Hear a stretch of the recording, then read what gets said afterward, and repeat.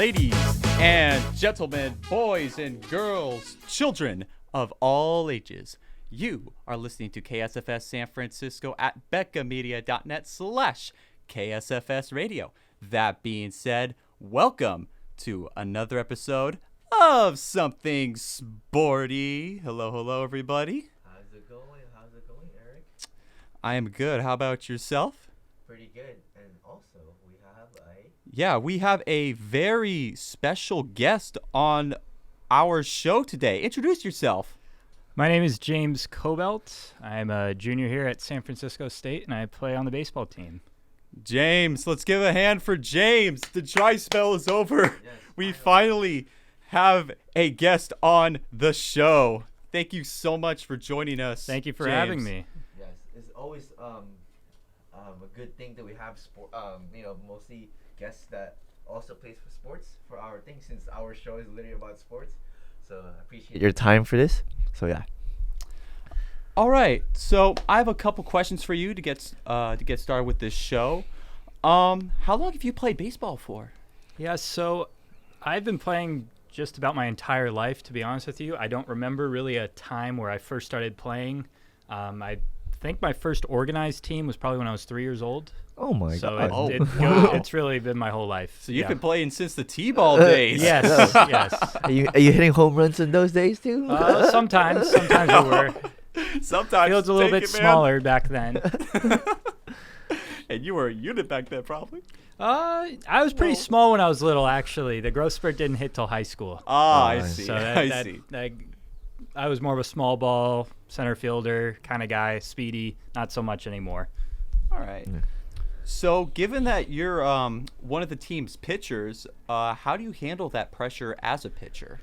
So normally, right now I'm injured. In case you guys did not know, I had knee surgery in the fall, so this season is just about wiped out for me. But dealing with that pressure, especially if you're a starting pitcher, there's a lot of mental demons that come into your mind. Baseball is a game of failure, which is a common term. So just trusting your preparation and really almost fake it till you make it. Really believe in yourself out there, because if you have no confidence, the game's going to eat you alive. A game of failure? What do you mean? So, oftentimes baseball is called that because from a hitting standpoint, you'll make the Hall of Fame if you fail 7 out of 10 times. If your batting average is 300, meaning you get a hit roughly 30% of the time, that's pretty low. That's Hall of Fame status right there as a position player. So that's sometimes why they call it a game of failure, because you're failing 70% of the time, but that's actually succeeding at a really high rate. Wow, I've never heard of that before. Yes, it's so different for other sports, Yeah, it's a brand new analogy for at least me. I don't know about you. No, I'm so shocked too. I'm like, apparently that's still amazing for baseball. I mean, baseball is pretty hard. Yeah, no questions asked. So to add on to that pitcher question, how do you prepare for each team, or should I say each batter you face? I guess, those games? Yeah, so the best way, at our level, there's not that much information on any given hitter. As you get higher up, professional ball players have all kinds of numbers, charts, heat maps that can really give them an idea on how to attack hitters. For us, you can look at their numbers throughout the season, some splits, meaning how do they match up against certain kind of guys, left-handed, right-handed pitchers, whatever kind of tendencies you can find. And then, if you're say pitching later in the series, keep track of at-bats, see what guys do against certain kinds of pitches. If they struggle with the fastball, they struggle with certain breaking balls in certain locations. If we start to pick up on that as a team, we'll just start firing away at exactly that. So you look at it through a statistical standpoint? Is that what you're saying? Yeah, a little of everything. Whatever could be used to help. Sometimes there might be a glaring statistic that clearly shows, hey, we should be attacking a guy with this pitch and this kind of count. There also might be some things throughout the game you hear from one of your teammates, your catcher, your coach, whatever it may be. There's constant communication going on as a team, and any little edge you can get, anything you learn, you take it. Oh, that's great. My next question for you is, how do you decide your pitch sequence? Yeah, so that kind of goes hand in hand with that question you just asked before, understanding what maybe a guy's certain tendencies, certain numbers behind certain pitches may be. And really most important thing is reading swings in game. Understanding like, okay, how did this guy just react to my fastball? Was he on time to it? Was he late? Was he early? And based off the swing prior or swings prior, or maybe an at bat you've had prior, you can you start to mix and match change-ups, breaking balls, locations based off the way you think the batter's reacting to your stuff. That makes sense because you usually have 3 to like multiple tries, right? And that throughout that thing, you can see how batters actually like react, right? To your Yeah, absolutely. I mean, I guess you can compare it really in any kind of sport. If you're a soccer player, say you're a basketball player playing defense, you might pick up on a tendency like, oh, when this guy dribbles in this certain direction, he tends to go left or he goes right. Certain hitters, pitchers too, we all have our ticks that might start to tip your hand. So, just trying to take what the game gives you, really. That's good. Yeah, that's a very interesting approach to that. So, my next question for you is like, what has been like the difference between pitching in high school and now in college? In other words, is like, how is it? Is it more difficult in college? Is it less? Is it easy? Is there like no difference at all? Oh, there's certainly a difference. Definitely more challenging at this level. I mean, you can think about it you as yourself as a student athlete.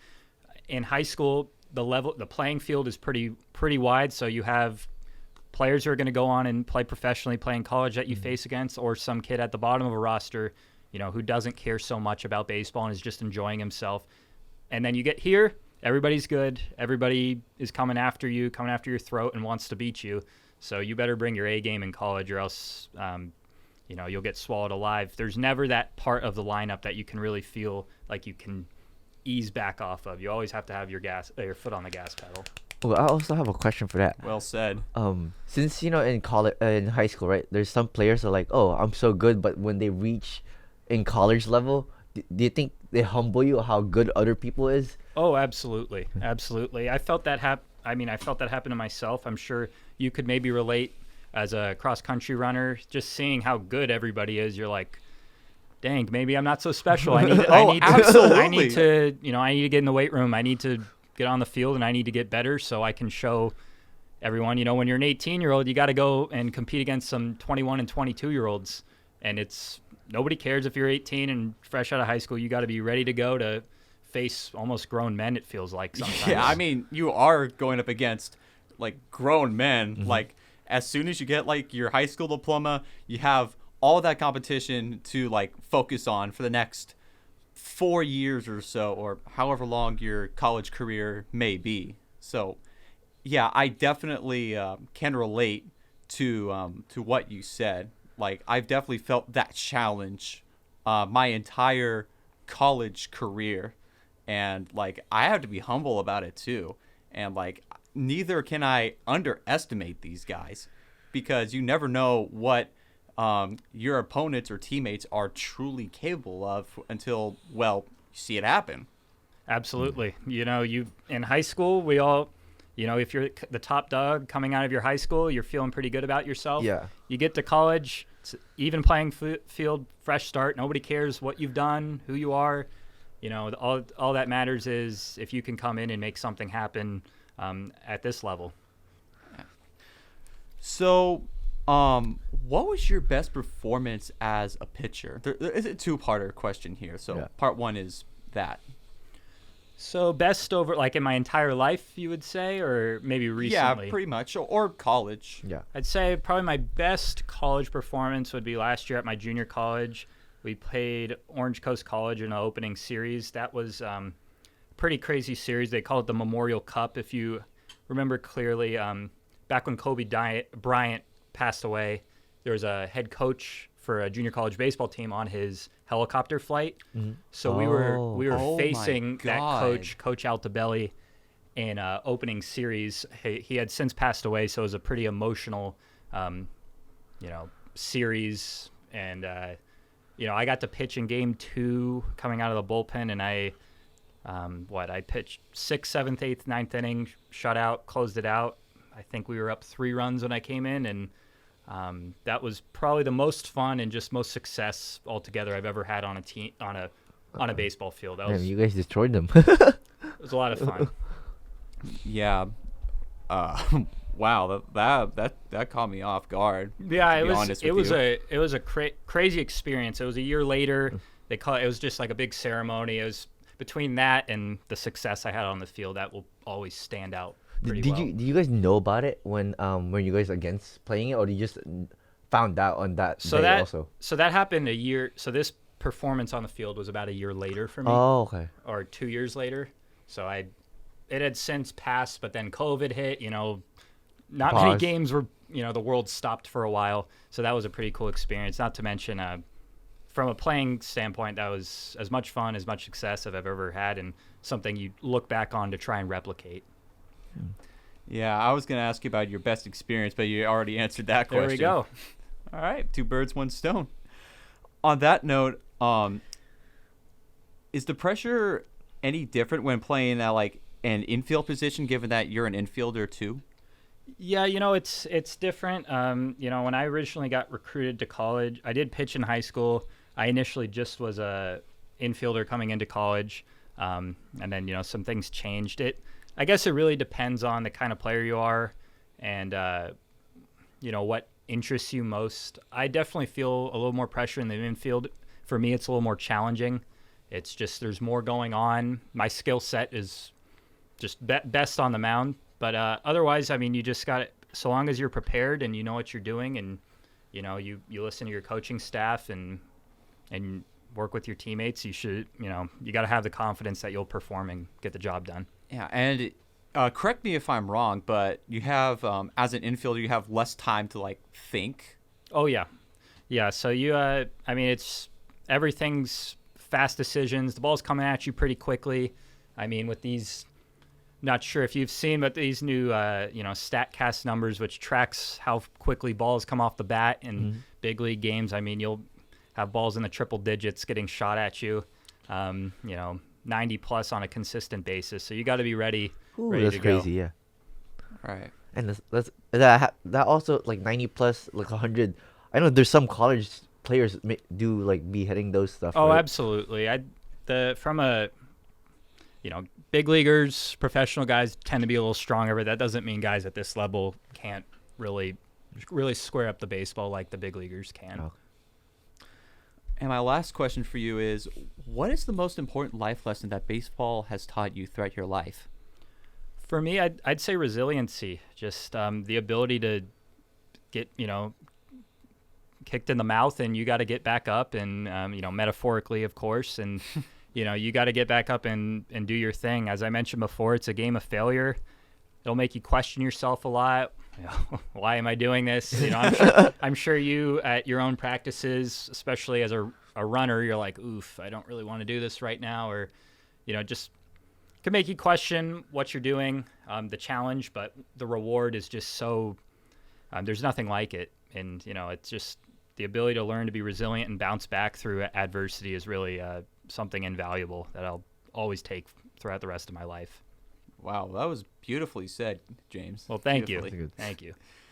All right, on that note, it's time to shout out some of our teams here at San Francisco State. So, James, since you're new onto the show, weekly we shout out the teams who recently competed in their respective events. So this past weekend, the men's and women's track teams competed over the weekend on Saturday. So for the men's team, we hosted the WCCAA meet. Basically, we hosted a couple D1 teams from the West Coast Conference. Specifically, it was St. Mary's, Santa Clara, and USF.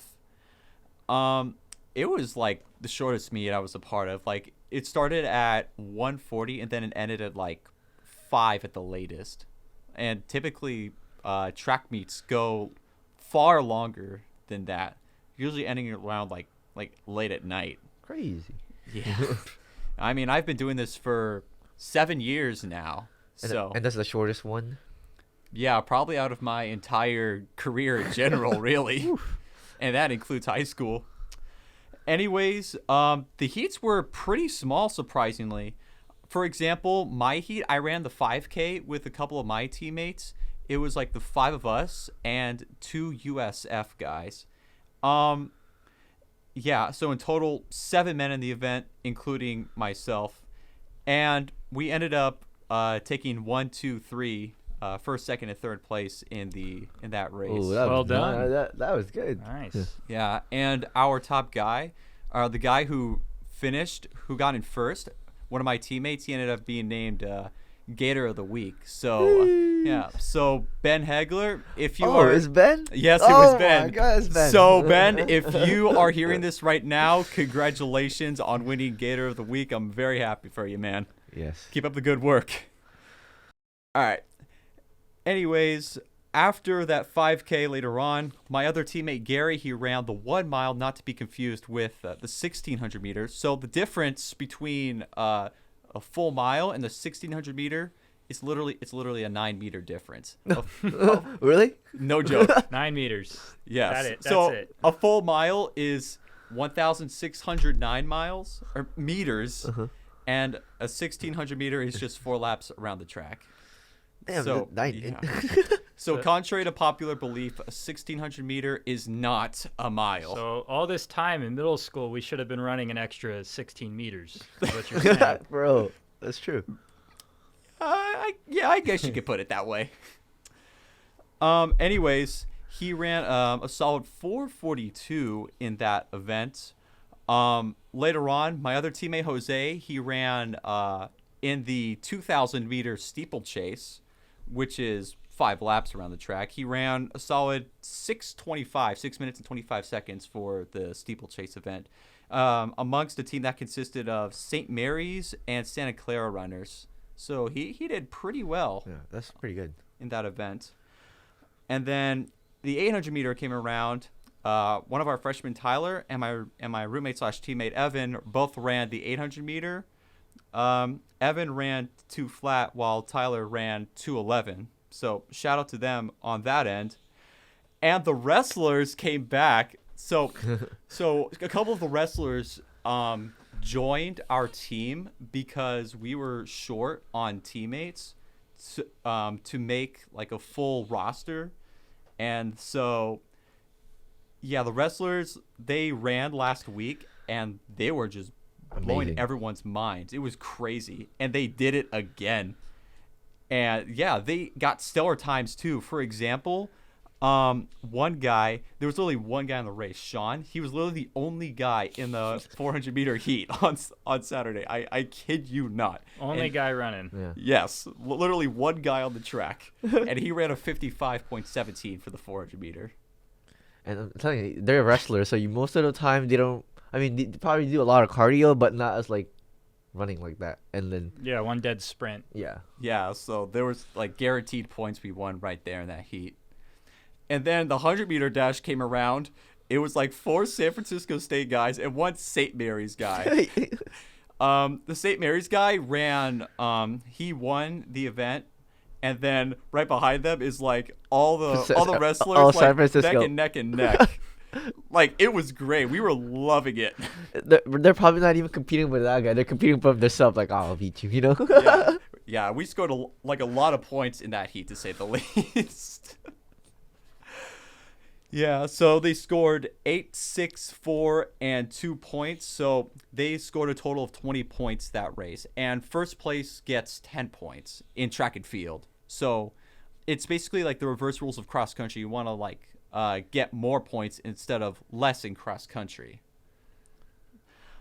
And then later on in the event, the last event was the 4x8, and it consisted of Evan, Gary, Tyler, and Josh, and they all ran to make a total time of 8:50.08. And they were the only team in that event too, because one of the other teams pulled out. Oh. So it was a guaranteed win in that race. So when there's nobody else that runs, it's an automatic win? Pretty much. In our case, yes. Oh, that's pretty good. So shout out to all of them for their great performances on Saturday. And now let's shift attention to the women's track team. Recently, freshman Makaria Moore Bestede earned All-American honors at indoor track on Saturday in the high jump. And she was the first Gator since 2019, where a Gator won All-American for like I think any sport. What is like actual what is All American for like? What title is that? What do you mean? Like for It's like one of the highest honors in Oh, okay. collegiate in athletics that you can get. get aside a national title. Yeah, from a personal standpoint, I don't know if it would get much bigger than that.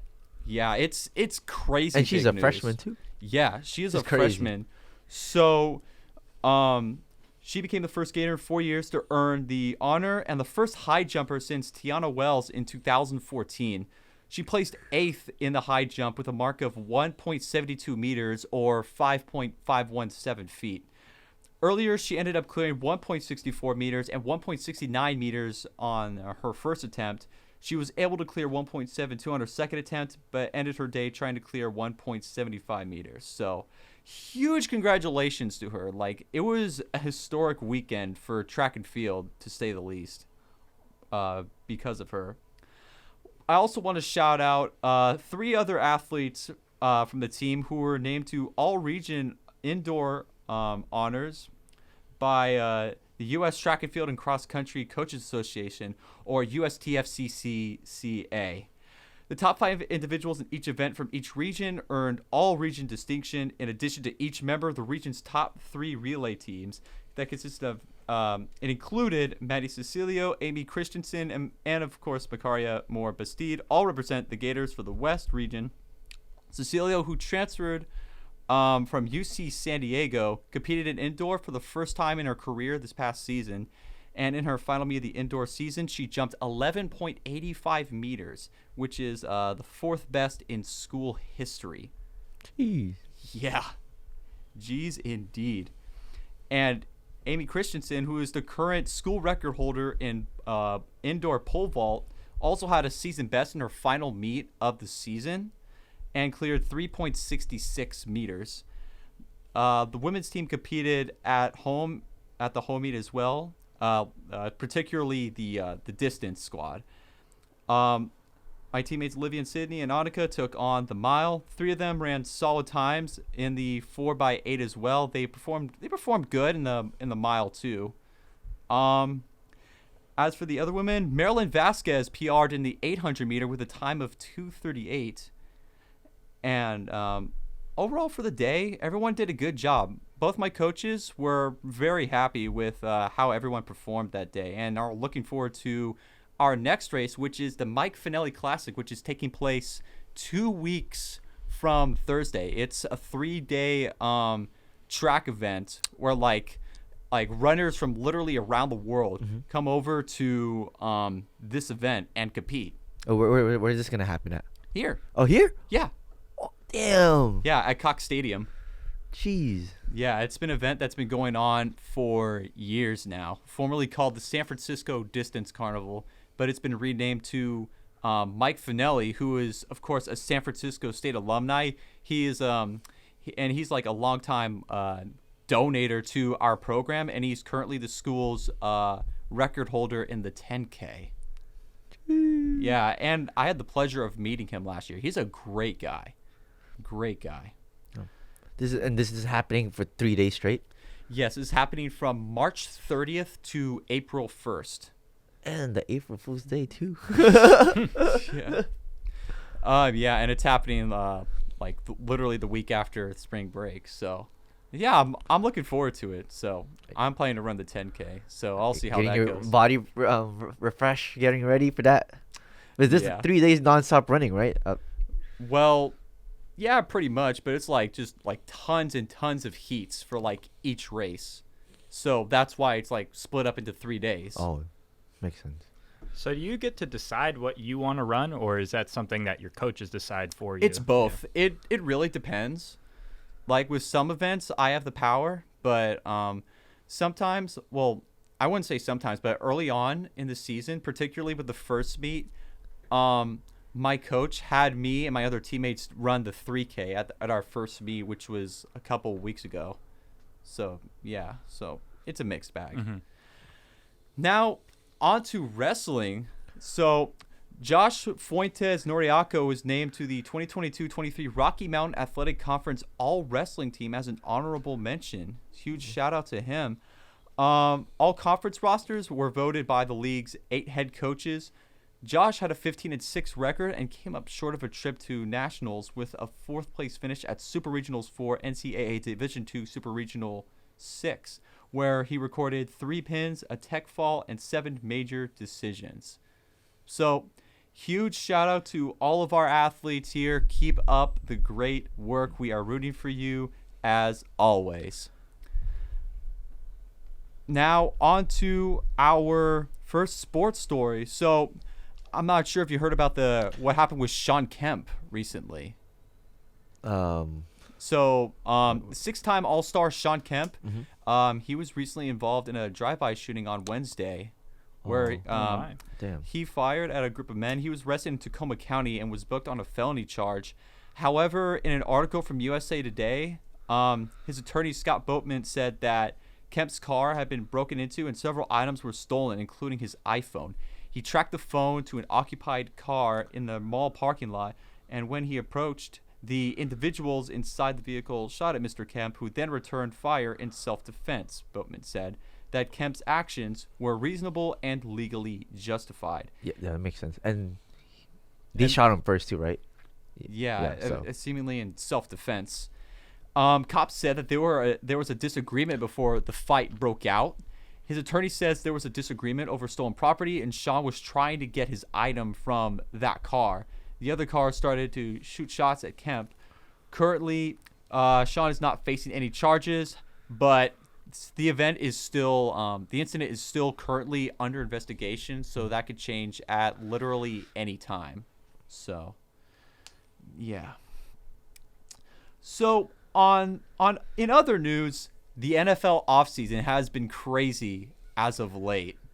So, of course, as I mentioned last week, Derek Carr signed with the Saints following his release from the Raiders. I think that this is a good thing for Derek Carr and the Saints because I think the Saints have they've been in need of another good, if not a better, quarterback alongside Jameis Winston and Andy Dalton. Like you barely hear from Andy Dalton nowadays, so they need more of a, for lack of a better term, relevant quarterback. And the Saints have missed the playoffs in back-to-back years after Breeze retired. They missed the playoffs in the 2021-22 season despite having a winning record, and then last season they had a 7-10 losing record. So with that in mind, the Saints are in need of another quarterback. And with Derek Carr, based on the interviews and articles I've read about this whole thing, it seems that he's like absolutely motivated to run the team's offense and perhaps bring them to new heights. Not to mention that he is from the chaos in the Raiders franchise. I think that this could be the missing piece for Derek's career and the Saints as a whole franchise. And if they indeed are able to like click, then I think that they could potentially create something special down the road. Like, what do you guys think about that? I mean, mostly a new star going to a different team is always a big difference, you know? Mostly for a quarterback. Yeah, absolutely. I think a change of scenery can go a really long ways with certain athletes, especially with the Raiders. There was the mess with John Gruden, all that crap thrown in his face. And, you know, he had a broken leg a few years ago. I think a fresh start with a team that's young and hungry and trying to make something happen could be just what Derek Carr needs. Oh, absolutely. And yeah, maybe they could make a deep playoff run if like they can really click in. Click in. Yeah, exactly. And with Tom Brady out of the division, that could help them out a lot as well. Oh, hell yeah. Oh yeah. I mean, like Tom Brady was starting to like fall off as we saw last season, despite the fact that the Buccaneers made the playoffs. They somehow won the division, so won't have to worry about him anymore. I mean, the division was pretty bad, to be fair. That is true. And speaking of bad, the Raiders recently picked up Jimmy Garoppolo earlier today. Really? 3-year, $67 million deal. Like, I was walking to my class from practice, and I was scrolling through my phone, and then I see an ESPN notification, breaking news, Jimmy Garoppolo signs a deal Jimmy. with the Raiders. I'm like, Damn, What? Jimmy G. the Raiders? Are you kidding me? Yeah, that one's shocking. Yeah. One of my friends back home, he's like a huge Raiders fan, Uh-huh. and he does not know how to feel about this whole situation.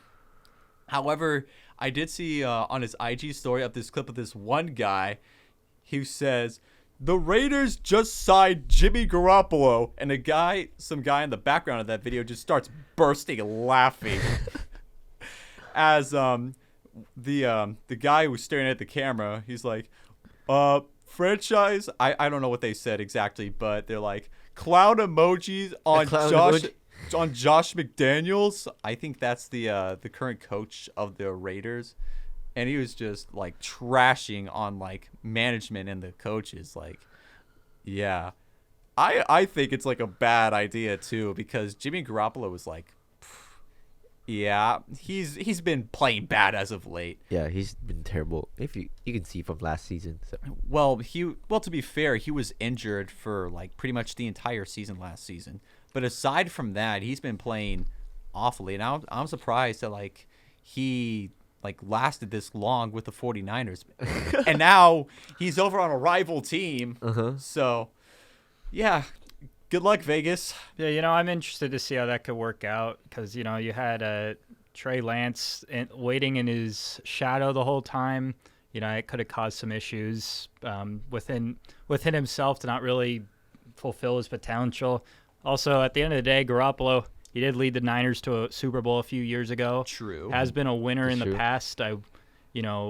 While the numbers might not be there, oftentimes his teams, for whatever reason, find a way to be in contention and be on the verge of making a Super Bowl. Even this year, he led the first half of that season until Brock Purdy exploded, and we Went all know what crazy, happened there. Well, to play devil's advocate, there were some BS circumstances that Jimmy G got lucky, and the 49ers too. Case in point, that one Dallas game a couple of years ago where like the refs basically screwed over the Cowboys in the final seconds. Like they couldn't like place the ball on the ground in time. That's right. And then they just Oh. waved off the game. Like I was genuinely appalled by that ending. Like appalled and confused. But Did he even bring back time? He just let it run? yeah, apparently they just let the clock run. Oh, that's And like despite the Cowboys' efforts to like hurry up and get the play going, the refs just they took their time. they basically denied them. Oh, damn! That's how you know. Yeah. In other interesting news, reigning defensive rookie of the year, Sauce Gardner from the Jets is trying to persuade Aaron Rodgers to join him on the Jets. So, in a video that he posted on his YouTube channel, he got the cheese head and tossed it into a campfire in his backyard at his home in New York. He showed a video, a tweet he made of Rodgers saying, quote, I promise you if you become a Jet, I won't pick you off in practice, and I'll burn the cheese head. But look what happened. He burned the cheese head anyway. That's a pretty creative thing, though. Yeah, and like he listed out the offensive assets from the Jets in hopes to persuade him more to join in. And he also said straight to the camera, he said, I need you to lock in. I need you to come here so we can win a Super Bowl. And he also proposed in the video that Rodgers can host a pool party over at Gardner's place during the summertime too, as an extra perk. It's a perk. Hey, he's trying to convince him really good. Yeah, but following that, in the days after that video, he was interviewed by someone on ESPN about his like where he currently stands, and he's like, "We'll see. Something's coming up." So No.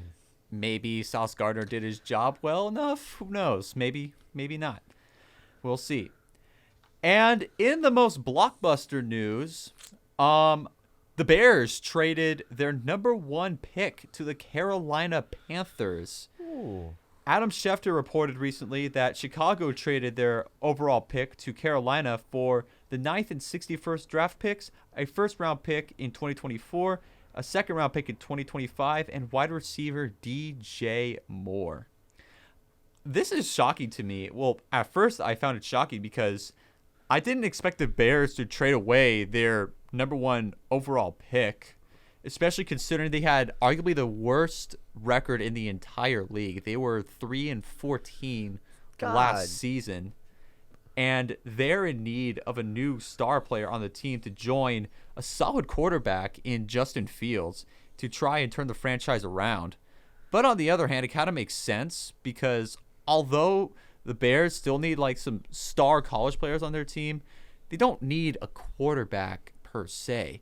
The Panthers do, though. They have basically no one. Like, they had only Sam Darnold, and he just signed with the 49ers today. So, yeah, they need... They much needed it, probably. Like, here, Yeah. guys, you can give it. Yeah, and they definitely need Bryce Young, who is possibly going to be the first overall pick in the draft. So, I guess this is a good thing for the Panthers that they traded. And besides, Chicago has like 2 draft picks as well. They have the 9th and 61st picks. More than they need that first overall pick more than the Bears do. And yeah, as I mentioned, they're getting 2 draft picks out of this. So, other blockbuster news. For those who don't know, Jalen Ramsey yesterday got traded to the Miami Dolphins. Ooh. That's right. Yeah. Blockbuster trade on Sunday as the Rams shipped him to Miami in exchange for a 2023 third-round pick and tight end Hunter Long. And now with Jalen Ramsey now traded to Miami, there is a stacked lineup that features Tua Tagovailoa, Jalen Waddle, Tyreek Hill, and Xavier Howard. Oh, and now Jalen Ramsey. That's pretty stacked if you ask me. I don't know what you guys think, but I think that they could really make a good playoff run with this new lineup. What do you guys think? Go first. Yeah, absolutely. I mean, they snuck into the playoffs last year. They had some ups and downs throughout the year. I know Tua got hurt a few times, but I mean, they're loading up and they're looking like they'll be even better. So I see no reason why they can't compete for a playoff spot and maybe make something happen come playoff time. Yeah, maybe go all the way to I think they're the AFC, if not there was. Yeah, AFC. Okay. Yeah, so maybe they have the assets to make it all the way to at least the AFC Championship. Yeah, I'd say you're going to have to go through Joe Burrow and Patrick Mahomes. Especially for that to Patrick happen. Mahomes. Yes. The reigning Super Bowl and league MVP and Super Bowl champion. But I would say too is just basically they just need to click. For Prody, basically, he was like a third option for quarterback, but when he clicked with his team, look what happened. Yeah. It's just basically that. You just need a good teamwork with everyone. Yeah, but it was like an overnight sensation, for lack of a better term. Like, I'm surprised that they clicked so quickly. Yeah. But in the case of the Dolphins, they have more time to build that chemistry. So with that in mind, I really think that if that happens sooner than later, then making that deep playoff run is very possible. All right. So on that note, let's switch notes to Pau Gasol. Recently, he had jersey number 16 immortalized at the Staples Center. During the halftime, I think, the arena held a jersey retirement ceremony to celebrate the beloved big man's career, filled with Kobe chants when Pau mentioned Kobe during his speech. Ceremony started off with a video introduction from Vanessa Bryant, followed up by a video where Kobe at the 90th Oscars, where he won Best Animated Short Film for Dear Basketball, talked about Pau's jersey one day going up into the rafters of the Staples Center, and his jersey was appropriately placed right next to Kobe's number 24 jersey. Hey, that's nice. Yeah, and it perfectly makes sense too, because Kobe and Pau were fun to watch, man. That chemistry, oh my God, it was top notch. And not to mention their back-to-back playoffs, or back-to-back-to-back, 2008, 2009, 2010, Damn. where they went to the NBA Finals, and they won 2 out of the 3. They lost to the Celtics in 2008. And Pau reminisced about that in his speech. and expressed his gratitude towards his family and the Lakers organization.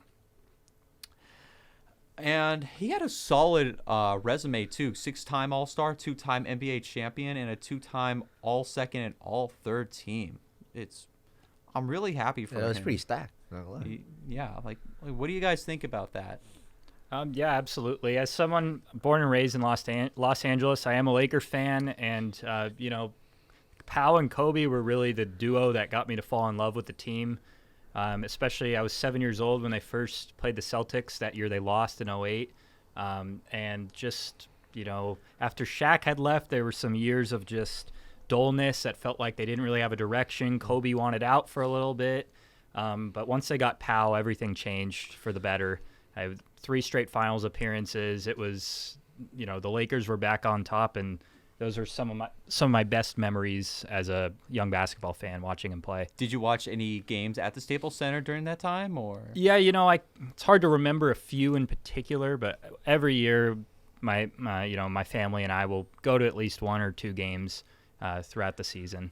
Would have been crazy those days because those around that time when Lakers was like winning so much. Absolutely. LA is crazy. Now that I think of it, I wasn't at a game, but my father and brother were at Game 2 against the Magic. And they went to a finals game? That's right. I didn't get to go, but my brother and dad were there. Lucky. Yeah, that was probably those tickets are probably expensive, mostly in the finals. Yeah, it's a pretty penny, man. Mostly back LA. in 2009. Where were they sitting in the arena exactly? I have no idea. I was 8 years old, but okay, that's fair.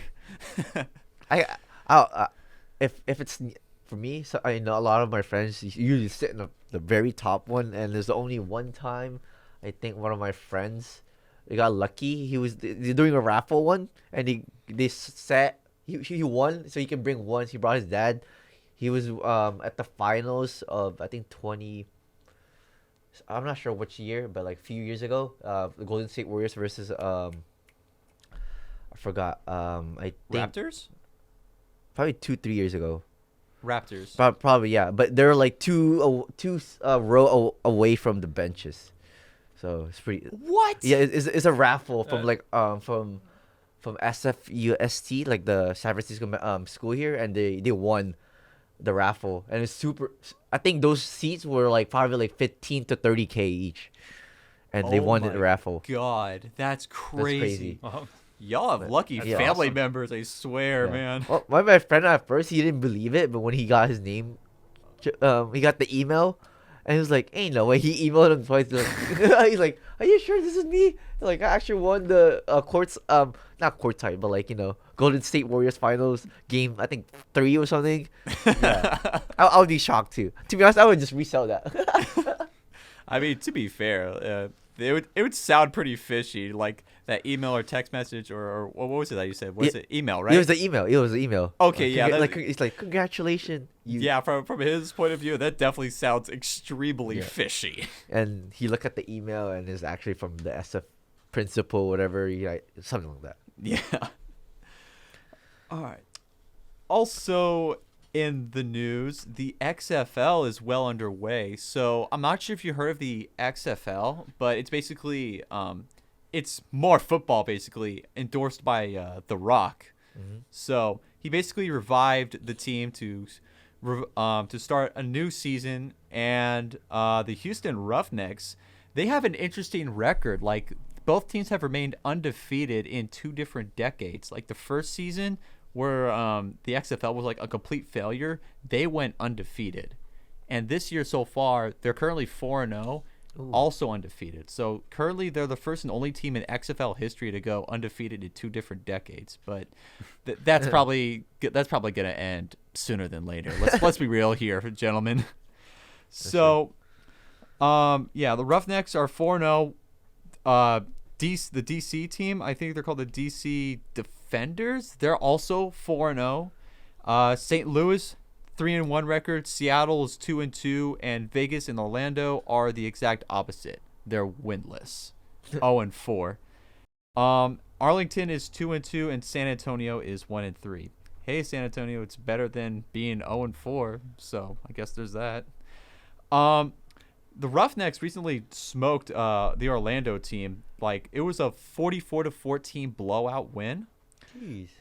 Quarterback Brandon Silvers threw for 239 yards and 3 touchdowns, while Dejon Lee ran for 45 yards. We got 2 touchdowns on the day.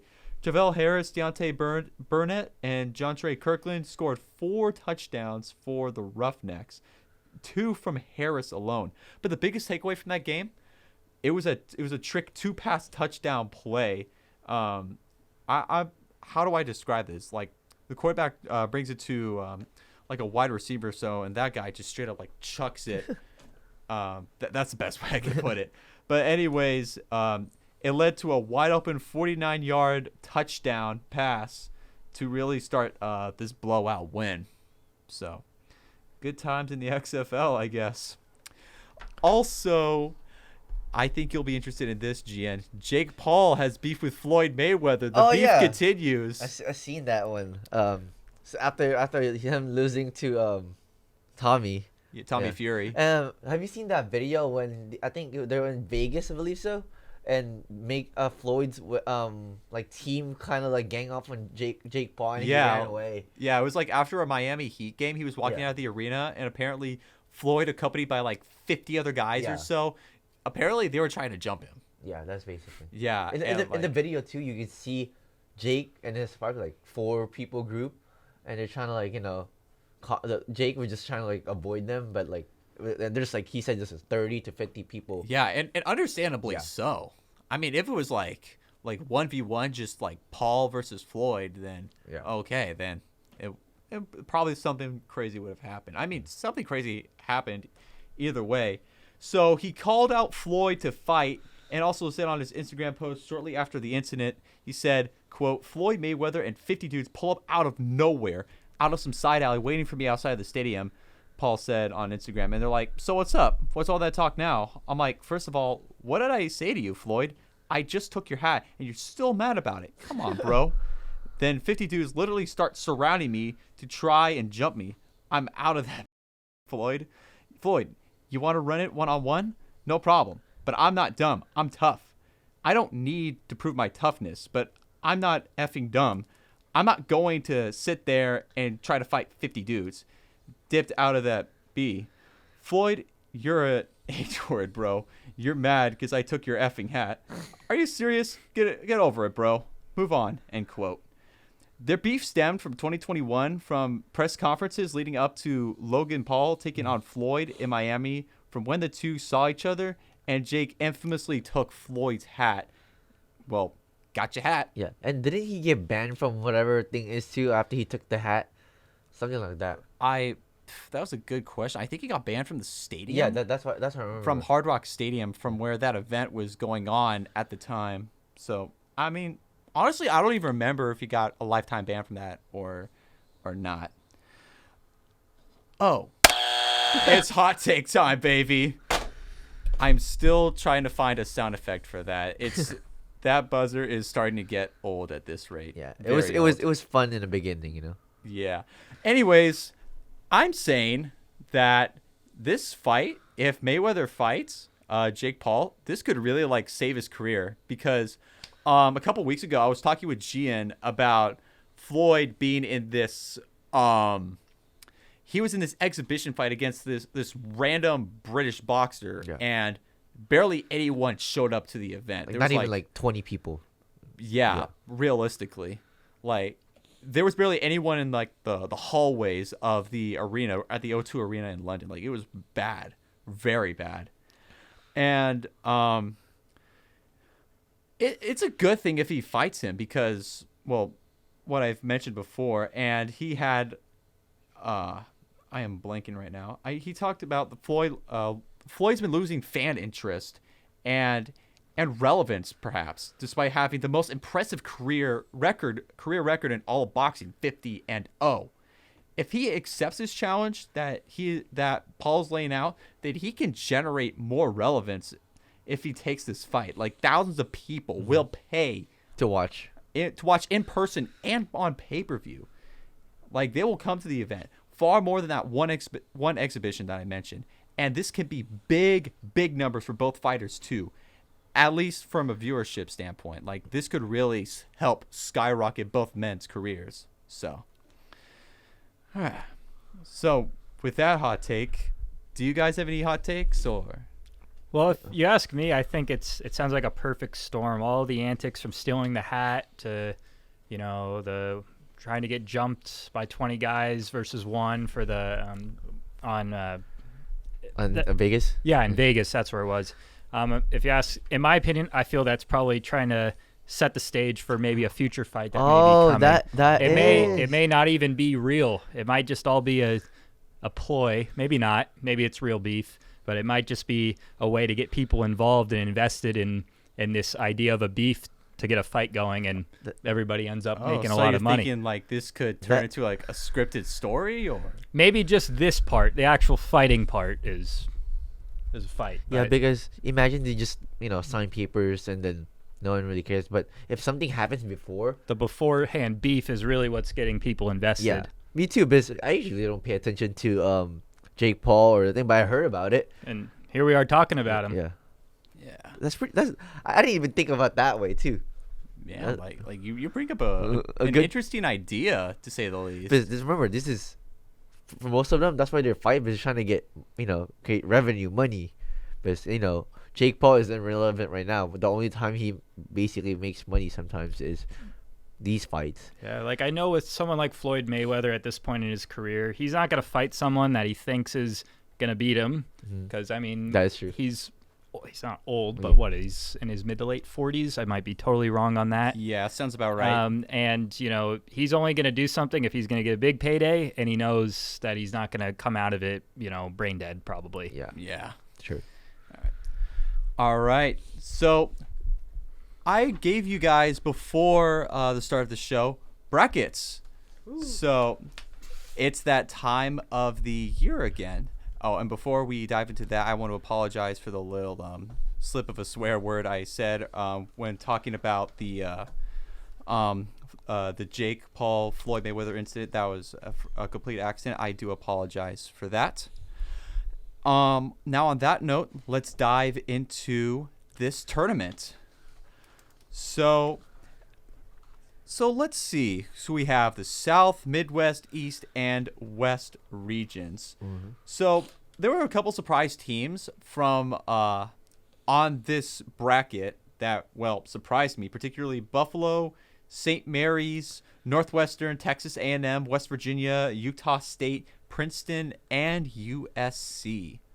So do you have anything that catches your eyes as far as surprises go? I guess one interesting thing that I noticed while just looking from afar this season is with two really well-known programs in Duke and North Carolina recently had legendary head coaches retire. That's right. Notice how generally you found those to be consistent 1 and 2 seeds, national championship contenders, and suddenly they fell out of that spotlight a little bit. Not that they don't have a chance, because they certainly can make something happen. But I find that interesting how there's some new teams at the top in the 1 and 2 seeds. Yeah. All right.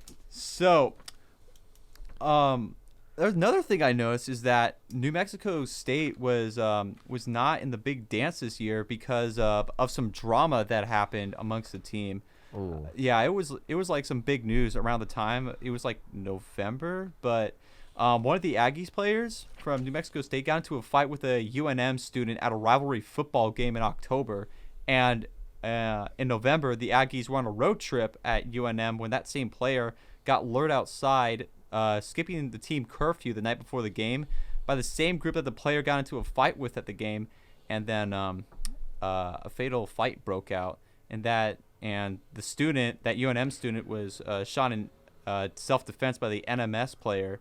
And following this, the school tried to hide all of the evidence, and the whole team tried to leave that campus without cooperating with the investigation. And then things just played out as it is, just like a regular season. And then later on, there were reports of team hazing that happened in February. And the Board of Regents voted to shut down the program indefinitely, and the coaches are on paid leave. Damn.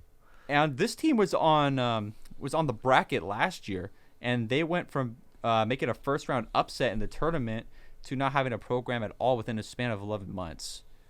But also for them to leave without giving notification, it makes it more like it makes them look like they actually did it. Yeah, if you're not willing to defend yourself, Yeah. I mean, I don't know much.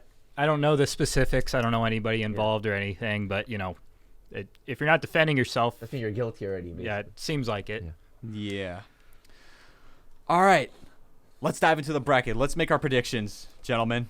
All right. We will start with the South region. We have number 1 seed Alabama going up against we have the first 4 round. Oh, okay. We got to go over that first because there's a couple brackets that have like 2 teams in that same line. For example, TAMUCC/SMEO.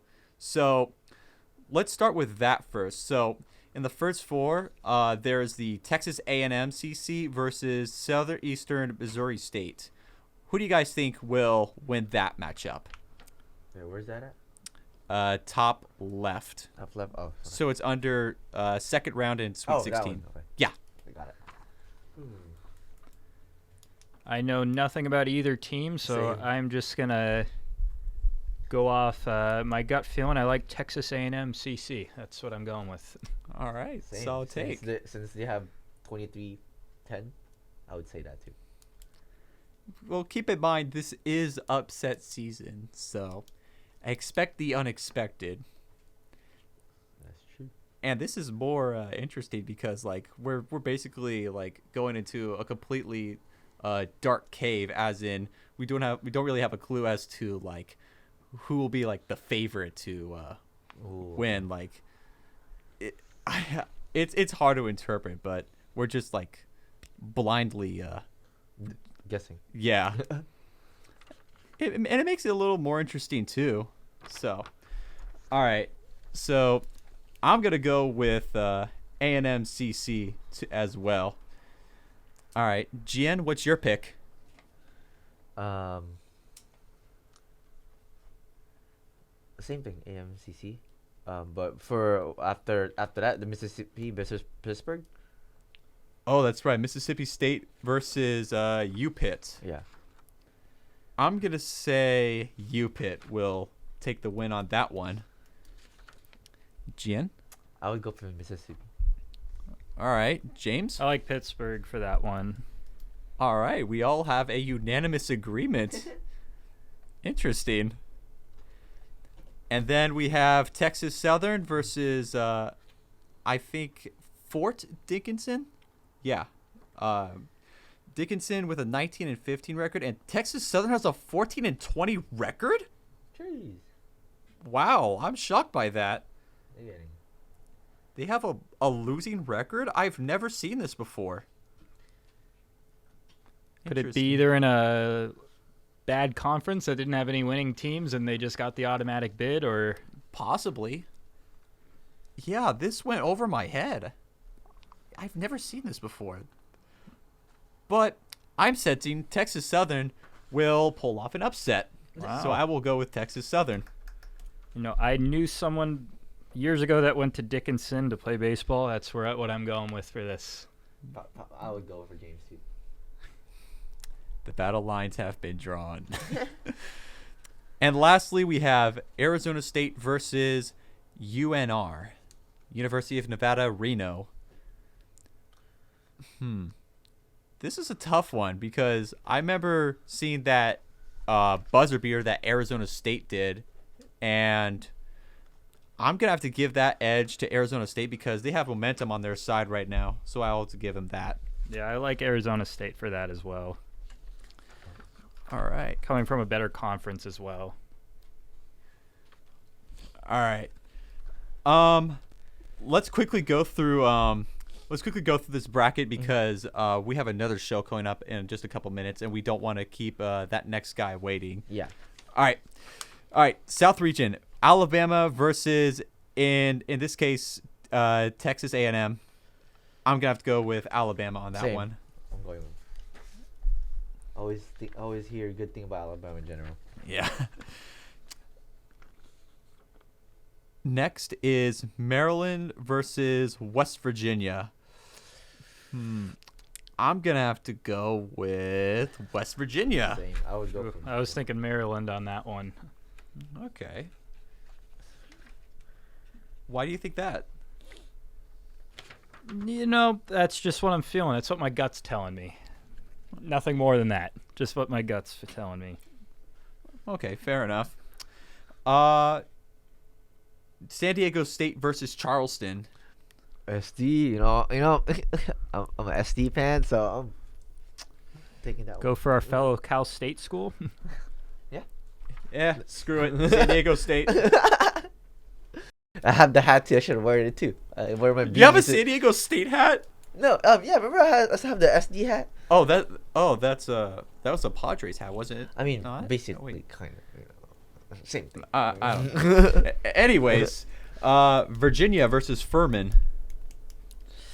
What is? I don't even know what's for. I'll go for Virginia. Yeah, Virginia. Virginia. I don't even know what is that. The same guy I was rooting for in 2018 to win the national title, only to get upset by UMBC. Yikes. But yeah, I'll go with Virginia. Creighton versus North Carolina State. The Blue Jays versus the Wolfpack. Ooh, I like that Blue Jay name. I'm gonna have to give this upper edge to North Carolina State because like their cross country and track teams are pretty stacked, and they've been winning national titles as of late. So I think that momentum will play a factor in I like that. it. They play in a better conference than Creighton, so I'm gonna give the edge to NC State as well. Oh, we have another interesting matchup. We have Baylor versus UC Santa Barbara. Yeah. I'm going for Santa Barbara. Amen. Amen. Both of you, Santa Barbara. Yeah. Wow. I've been to the school. It's amazing. Yeah. And I hate Baylor because there was like someone I knew from my high school who goes to Baylor, and she hated my guts. So, all right. Yeah. But yeah, so I'm going to have to give this to UC Santa Barbara. All right. Missouri versus Utah State. Utah State. Yeah, I'm going to Utah too. USU. Yo, I'll give that to Utah State. All right. We have Arizona versus Princeton up next. Yeah, Arizona easy. Yeah, for on sure. that Yeah, one. this is guaranteed. Yeah, U of A. Purdue versus whoever you picked for the Texas Southern Dickinson matchup. Purdue. Yeah, I'll probably go with that. Wait, is there Same. music playing in the background? I think he's. Oh, never mind. Should we wrap? All right, let's just get through at least the first round matchups. Okay. All right, Purdue and Texas Southern. Purdue. Purdue. All Yeah. right. Memphis and Florida Atlantic. Oh, I'm going for Atlantic. Look at that record. Oh, yeah, Florida Atlantic. I'm predicting that they're going to make some kind of playoff run the same way that Oral Roberts and Loyola Chicago did in their respective years. So, and I've never heard of this school until now. So, They're coming up. oh, yeah. I'm gonna give the edge to Memphis there, just because I know Memphis just has a tougher strength of schedule, and that's 5 extra losses comes into account there, in my opinion. Yeah, I'm going with Memphis. Just talking that through. Duke and Oral Roberts up next. Duke. Yeah, I would go with Duke too. Yep. Tennessee and Louisiana now up. I'm going to go I would with... go with Louisiana for this one. I like Tennessee. Me too. All right. And Kentucky and Providence. Ooh. They have the same record. Both teams 21 and 11. I'm going to have to give this edge to the Wildcats. Even though they're probably going to get upset. They've had like disappointing performance after disappointing performance in or outcomes, I should say. But yeah. Kansas State versus Montana State. Ooh, Kansas State. Yeah. I would say. Michigan State and USC. I'll go for Ooh. USC. I have friends there. I'm gonna have to give it to Michigan State. They're more of a basketball team I agree with that. than USC. And then we have Marquette and Vermont. I'll go for Vermont. Wow. I'm gonna have to go with Marquette. Yeah, as will I. Lots of upsets on your Yes. side.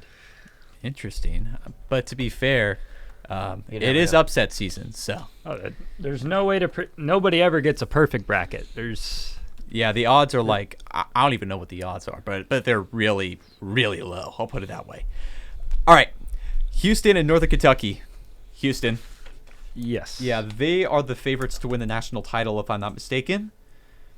Iowa and Auburn. Auburn. Yeah, I'm going for Auburn for upset. I like that.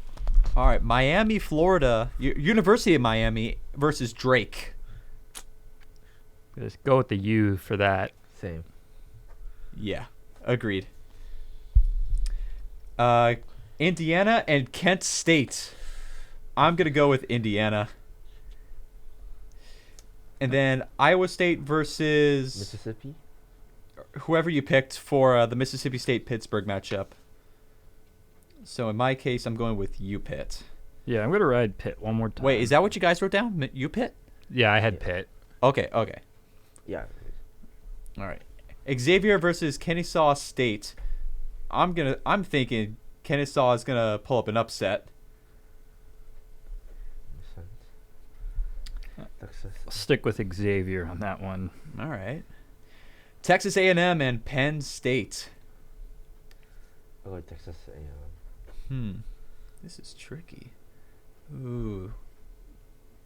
I'm gonna give it to Penn State. I'm sensing an upset from them. I like that too. I had a cousin who went there as well, so let's add that. And now the University of Texas versus the University of Toothpaste, aka Colgate University. Yeah, I'm gonna go with Texas. Same.